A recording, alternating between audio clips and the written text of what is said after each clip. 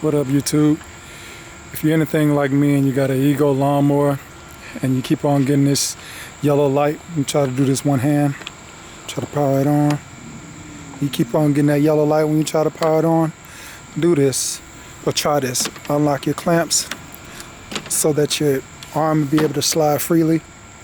And you got to do this extremely fast. So push the button, pull the handle as if you're trying to turn it on, and hold it there.